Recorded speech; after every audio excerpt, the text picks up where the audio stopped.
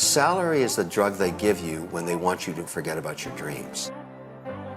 Welcome to the Corporate Dropout Podcast. I'm your host, Alacia Citro. If you're sick of the corporate hamster wheel and looking to feel inspired and empowered to live a high vibe life as your own boss, you're in the right place. Dare to drop out in 3, 2, 1. Before we start the show, I want to tell you about the business I'm launching. Do you have a business idea, but you don't know where to start? Or maybe you've started your own business, but you know there are boxes you need to check when it comes to taxes, finance, legal protection, marketing, and more. Same. That's why I founded Thea Collective.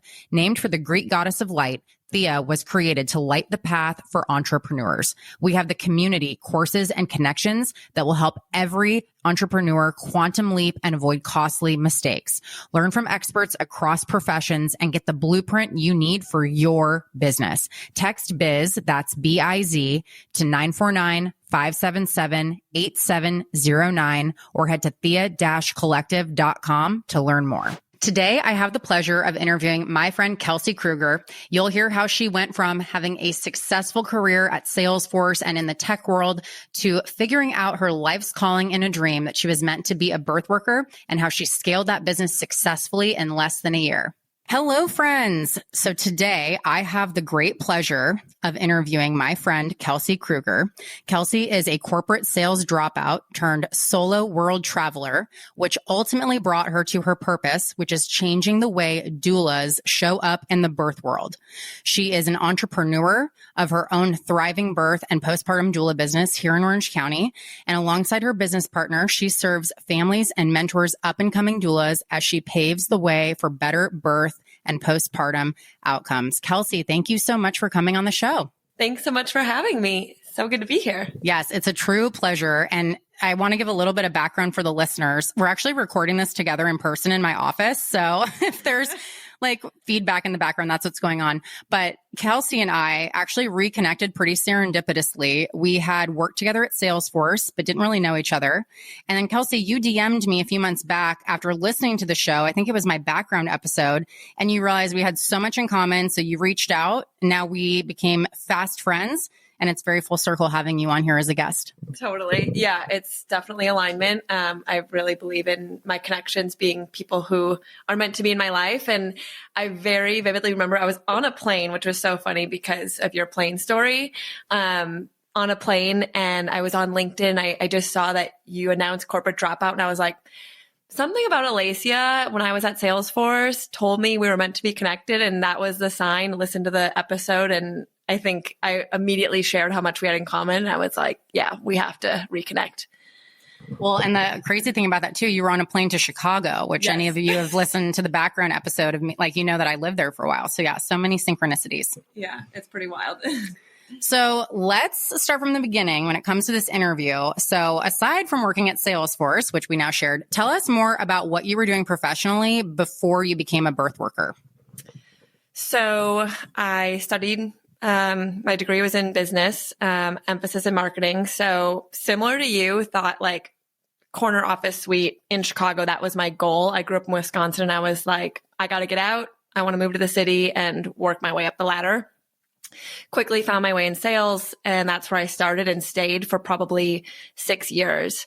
And as most people, find themselves at some point in life, maybe like my quarter life crisis, I decided to make a plan to quit my job and go travel the world. So that was on a solo trip in Thailand. That was a 2-week vacation. And I got on the vacation. I was like, yeah, this is the life I need to live. So made a plan for quitting my job 6 months later. Worth noting, Kelsey quit her job before it was cool. When was this? Oh, July of 2019. Oh, yeah. So you were like a year or two ahead of the curve. Fast starter. I love it. Well, so the other thing I think that's interesting about you leaving a really good corporate job, that was Salesforce, right? Yeah. To go travel the world, like, did people think that you were nuts? Like, I had so many people, well-meaning people, be like, what are you doing? You have an amazing career. Like, why would you ever walk away? Did you have a lot of, I don't want to say pushback, but a lot of people giving you unsolicited advice around that? Yes. So Because, and worth noting, so like you mentioned, I lived in Chicago for a while myself, almost 6 years. I worked really hard to get a promotion with Salesforce, relocated to Southern California. I was only in that role for a year, on path to be promoted again, when I already had my mind made up. So when I put my notice in, my coworkers, for the most part, were just like, if she's leaving, like, then it, like, the question marks started to pop in their head. If she's leaving, like, should I be leaving? You're so successful. Why would you leave? You seem so happy. Why would you leave this? And I think, my mentality in life is always, I'm going to chase, like the bigger, better thing, what makes me happy, but I'm not leaving something because I'm complacent or in a bad place. I'm leaving well before that, right? Because I'm finding the alignment that's ahead of me in my life path, that it's not about like getting to the bottom of the hole and then being like, oh shit, probably should have left. Which is what happened to me. Yeah, you were smart. Yeah. Okay. Was there like an aha moment while you were traveling when you were like, yep, this is what I need to do. I'm going to be jobless for a year and travel the world. Like, was there a light bulb moment there of you needing to do that? On that first trip to Thailand. So that was after a Q4, went on a 2-week vacation. And for anyone who's been to Thailand and you're traveling on a vacation, you probably are running into backpackers who are on a 6-month minimum, maybe gap year. And that's who I was living with. I was in hostels bouncing around Thailand. And within the first day, I'm like the weirdo. They're like, you're only here for 2 weeks. What are you doing?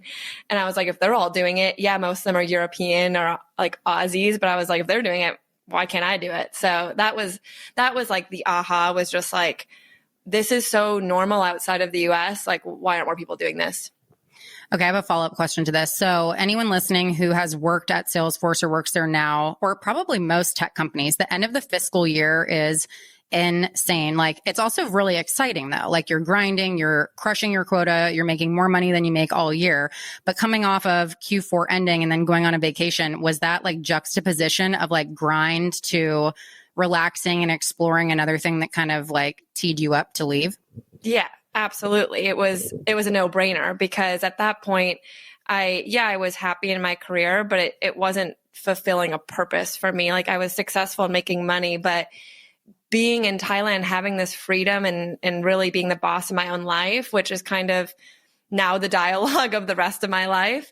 It just was like, absolutely, I would do this. I almost felt stupid not to do it, because I got the messaging and it was so clear. Like, if I didn't go for that, I would have always had the like, what if? Yeah.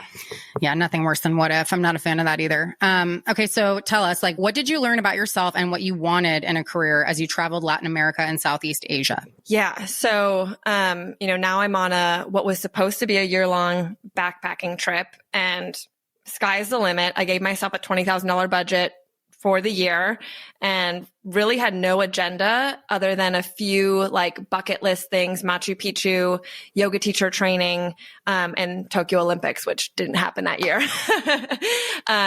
Trip was cut short like to 7 months because of COVID, but I had a lot of clear messaging come through. Mostly that being boss of my own life, like this type of freedom. I knew I wasn't going to travel forever and be a nomad, but boss of my own life was going to be something that I wanted to integrate into me coming back to the States at whatever part that would be. And I didn't know what entrepreneurship life would look like yet, because I actually had no idea what my purpose was yet, but I knew I did not want to work for anyone after that.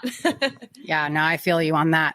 All right. So the first time we hung out in person, we were at lunch and you told me how you figured out what you were meant to do. And so you shared with me that you had a really vivid dream that showed you were meant to be a doula.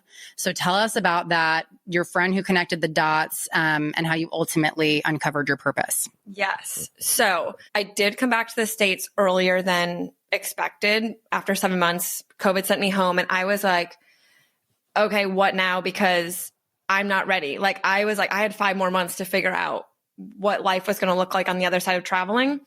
And I ended up taking a nanny job. I love kids. And so that just seemed like, okay, I'll do this temporarily until I travel again. That's what I thought was going to be happening. quickly realized COVID wasn't going away. And so I kind of was like begging the universe, like, what is my purpose? I know I'm meant for more. Had always gotten messaging from peers and just from experience. I knew working with women was going to be like one of the cornerstones. And then, like connecting, like deep connection. And so I was like, okay, I have that information. And then I'm pretty spiritual and I have an energy healer who continued to tell me that I'm a healer. And I would be like, what does that mean? Tell me more. Give me answers. He's like, I can't tell you more. Like, you have to figure this out. You're a healer. So once I surrendered to the universe and kind of put that out there, it was just trust. And probably a few months later, maybe like 3 months later, I had a vivid dream and I woke up at 3 a.m. and it just said to me, you are a doula. And I love to journal. I journal all my thoughts. And so I immediately opened my journal and it was like sobbing tears because it was just a download of I'm a doula. And I was just writing that over and over. And it was like, I'm empowering women. I'm meant to hold space for women. And then immediately hop on Google and I'm like, what is a doula? Because I really didn't know.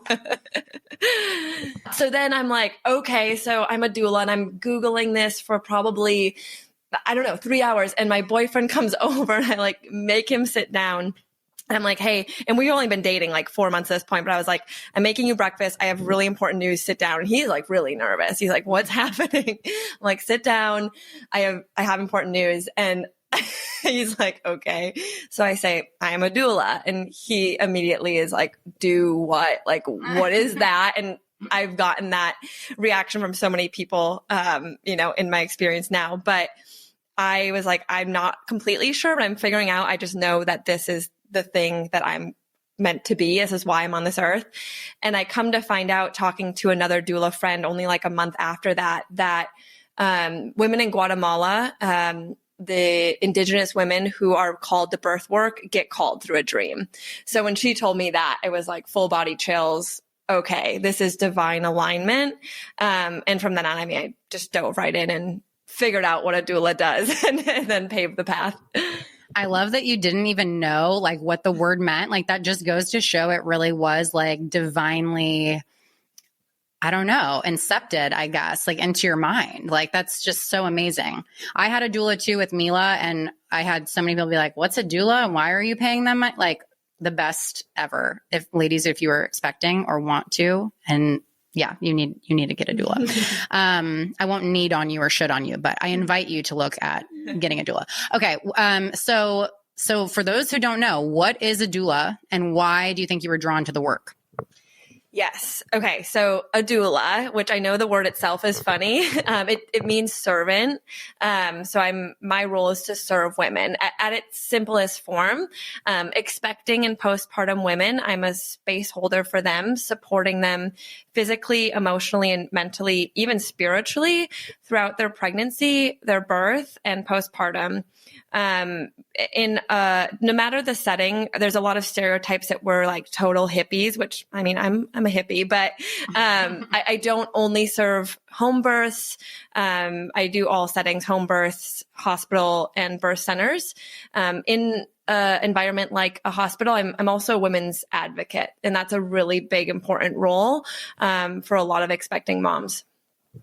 We were talking about this before recording. Actually, we had lunch, and you need to be your advocate in the hospital, or your partner needs to be. And a lot of people who maybe haven't found their voice or don't know all the ins and outs, like having someone like you there, I think is really, really critical. Yeah, absolutely. Yeah. I through experience more and more, I find that a lot of women on their maybe second, third child, it's a lot of, I wish I would have known. I wish I had this for my first. So, for me, a big driving factor in like my purpose is getting the word out there and letting women know their options, and they have access to someone like a doula to support them in a really vulnerable time.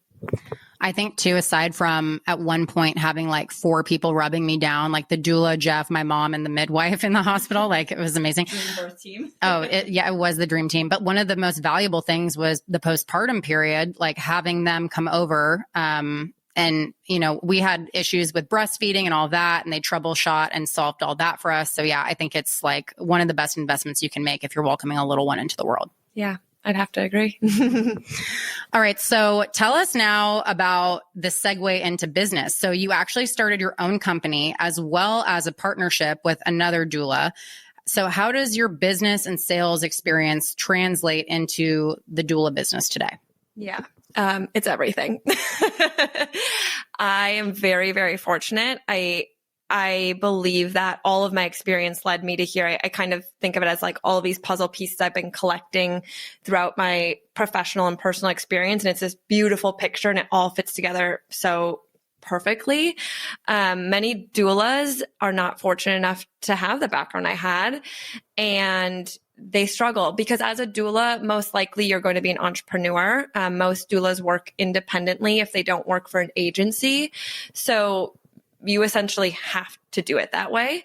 And if you don't have the business experience, I don't know how you can succeed when it comes to marketing yourself, your branding, your contracting, everything.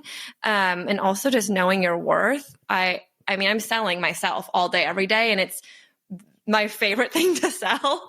It sounds egotistical, but honestly, I'm so passionate about the services I'm providing that it's a no-brainer. When I'm selling, it's if the client is in alignment with me, and I'm a firm believer in energetic alignment, there's not really selling. It speaks for itself, but I know my worth and I'm confident and I have a lot of conviction, and that comes from my sales experience. Oh yeah, because we've heard no many, many, many times. We've been ghosted many times. It's like there's really nothing that you can throw at us that scares an ex-salesperson, right? Yeah. Absolutely.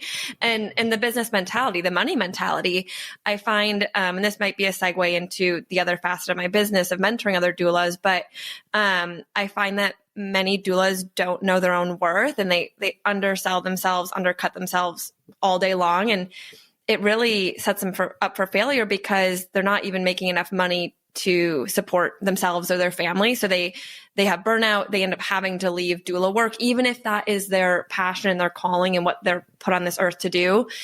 If you don't have the money and business mindset, you can only, do that for so long, right? Yeah, exactly. It's really, really key. So tell us too, how are you able to build this business up to be profitable and sustainable in less than a year? Because, the statistics are that most companies are at a loss for 3 years. And I think it's something like 90% of businesses fail in year one. So how did you do this and beat the odds? Yeah. I think a few factors play into it. The first being not afraid to get uncomfortable, which when you asked about like learning lessons in Latin America and Southeast Asia, my travels, I'm a person that chases the uncomfortable. I thrive in the uncomfortable. And so as an entrepreneur, I think we all kind of have that in us, right? You have to. If you don't, you're never going to like leave the office. You're just not going to get out there. So it was not about perfection. It was more about just getting out there. I am, I know you say this all the time, recovering perfectionist. I am that as well, but action trumps perfection all day, every day, right? So that was key. The other was I got really fortunate. I'm so grateful and blessed, and I journal in my like manifestation and gratitude journal every day about my partner who I became aligned with. Again, energetic alignment. When you put it out there, the universe really serves you with the right people. So 3 days after that dream, that awakening, I went to a doula meetup, putting myself out there. I just started messaging every single doula in Orange County. I didn't even know what I was doing at the time. I was like, hey, I think I'm a doula. I was called to this. I'm a doula. I just started saying it.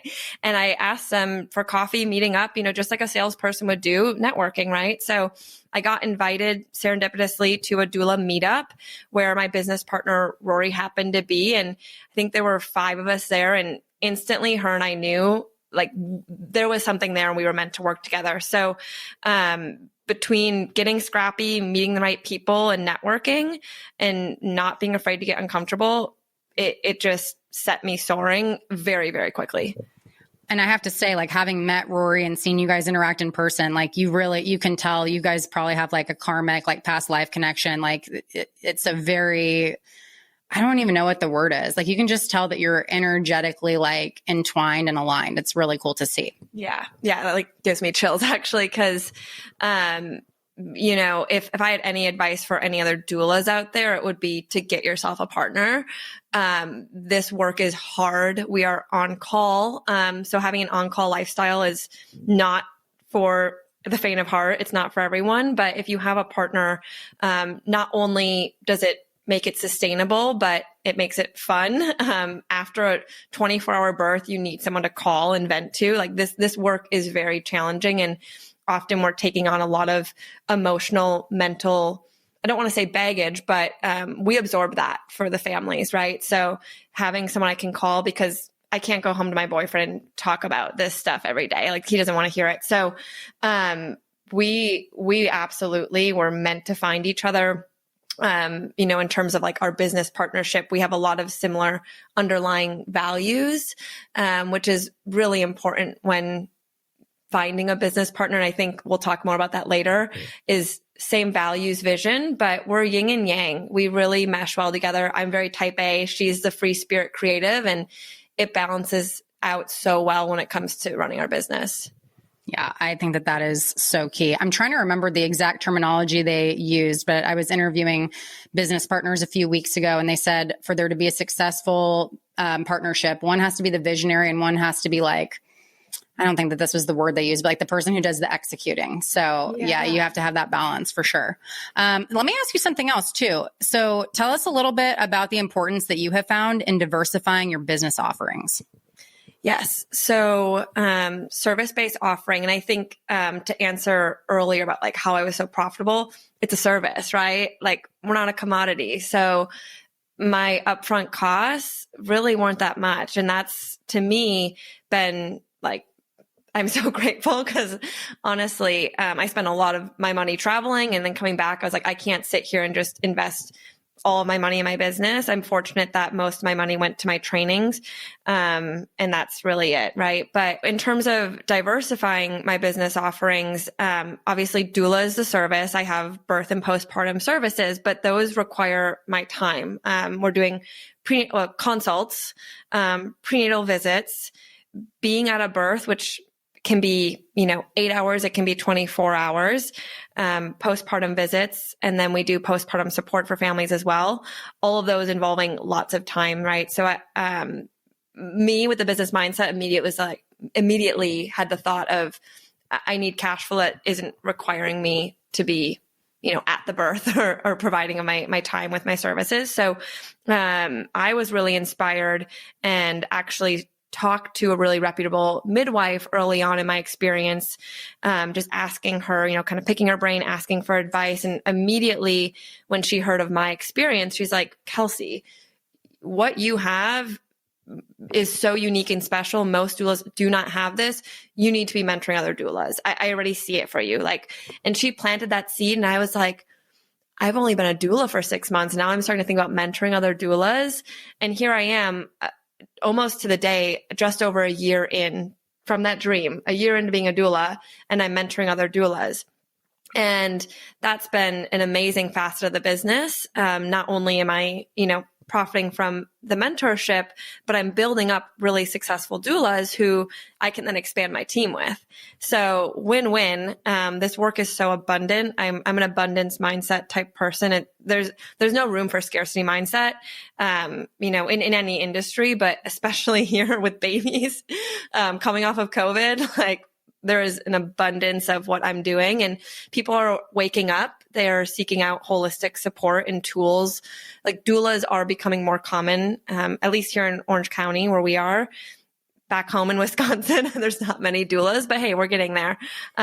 So yeah, it's the abundance mindset and being able to really offer an abundance of services to my clients too. Oh, I love that.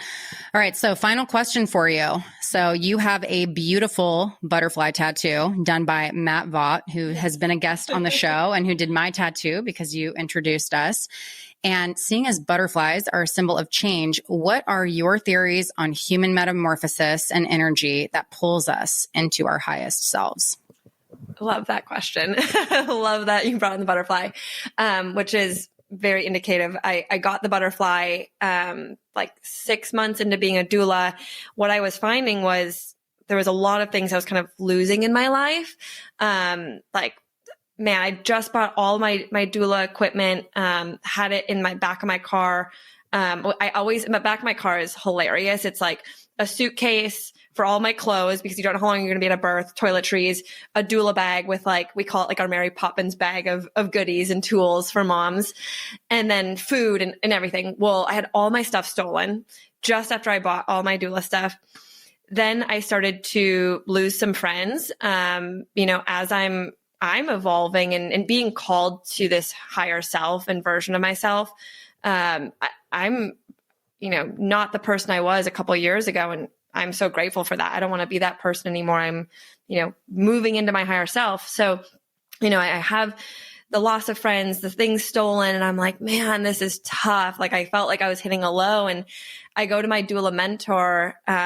It just so happened that I was meant to see her that weekend, and I tell her the story, and she's like, Kels, like, she's empathizing with me, and she's like, I feel for you. This is hard, but I could have told you this was going to happen, because if you were meant for this work, you have to move up, and you have to kind of lose some baggage. Specifically, she said, this work is calling you higher. These people, your friends, or, maybe they were your friends at one point in life, they're going to start to feel that energetic pull as you move up.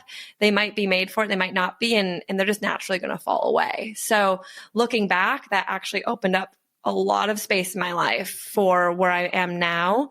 And, I wish everyone well in my life, but I have the hindsight now to see there was bigger things for me. Right. So it really is full circle. And the butterfly, I look at that and it's my reminder. So it's pretty cool. I love that so much. And, I've talked about that a lot on the show too. Like pruning is so necessary. Not everyone is meant to go with you all the way. People come into your life for a reason, a season, or a lifetime, knowing who is who. And just kind of relinquishing our control and seeing what's in store is sort of the key to manifesting that life that we all want, Yeah. Yeah. And thinking about it, like timing, it was right after that you and I connected. So that was pretty serendipitous. Well, and even, today we hadn't seen each other in probably 2 months, because things have just been crazy. And I think we've only hung out, 4 times in person total. And I feel like we've known each other for years and years. It's pretty cool. Yeah, I love it. Well, this was so wonderful. So, okay, for everyone listening, come back tomorrow. We're going to have a mini episode business tip on how to create a thriving partnership. Before that, though, before we sign off, Kelsey, where can people find and connect with you? And if they're expecting, how can they work with you if they're local? Yes. Thank you. So my brand is Wombs in Bloom OC, and you can find me on Instagram. My website is exactly that, womsandbloomoc.com. And then my partnership brand is Soulshine Birth. So feel free to connect with my partner and I there. We take inquiries you can DM us, you can text us, go to the website. We make ourselves really available. Thank you so much. This was amazing. And I'm excited to record our business tip after this. Thank you for coming on. Thanks much, Lacia. This episode was brought to you by Thea Collective, the learning community I founded for entrepreneurs. Text BIZ, that's BIZ, to 949-577-8709, or head to thea-collective.com. That's THEIA-collective.com to learn more. Thanks for listening to the show. If you enjoyed today's episode, please help me get the word out about the corporate dropout by screenshotting and sharing this on social. I would appreciate it so much if you would subscribe and leave a 5-star rating and review as well. And I do this show for you, and I want to hear from you. So tell me, what is it that you want more of? Text me at 949-541-0951 or slide into the DMs at Corporate Dropout Official or Alacia Citro with 2 underscores. Until next time.